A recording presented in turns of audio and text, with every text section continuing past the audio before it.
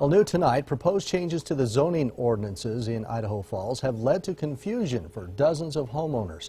Many think what's being proposed would impact short-term rentals like Airbnb, but that's not the case. Eyewitness News reporter Chris Oswald is sorting out the confusion for us tonight. He's live for us from the newsroom with the clarification. Chris? Todd, it was a packed house for the planning and zoning meeting last night, but the issue on the minds of those who were at that meeting wasn't what was being discussed. Many who showed up wanted to talk about things like Airbnb being in their neighborhoods. The topic on the agenda, though, focused on the definition of a single-family household and what a household is. You're looking at a copy of the proposed changes. The biggest difference between what is being proposed and what's current is the definition of family. Under the new ordinance, the definition for family would be eliminated and replaced with household. The commission would define household as only one of the following groups of individuals shall together occupy a dwelling unit at any time. So here's really what this all boils down to. Any number of people could live in a single-family household as long as they related by blood, marriage, legal adoption, or legal authorized custodial relationship. The proposal also would allow a family of any size to live in a home with one unrelated adult.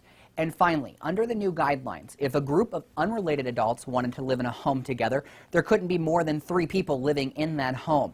The council said, or the city says, that these changes come after several complaints about what they call frat house style living and are a way to appease many neighbors. We have had a lot of concerns raised about this.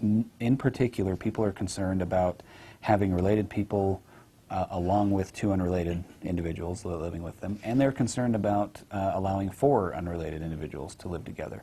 The comments we've heard feel like that's too many. It would bring too much traffic, too much insecurity to a neighborhood. Also, under the proposed changes, the definition of boarding house, rooming house, and lodging house would be combined. Todd, the Planning and Zoning Commission says that it will take up the issue of short-term rentals like Airbnb sometime within the next couple of months. Airbnb is becoming popular. It is. Obviously, it sounds like a very complicated situation. Did they talk about or did they say anything when these changes will take place? Yeah, they did. So they don't actually have a time frame for when that's going to happen.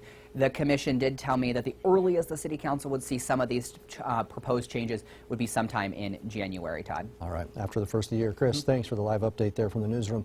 The Planning and Zoning Commission told us today that these changes, or the zoning changes, would not impact multifamily dwellings like apartment complexes.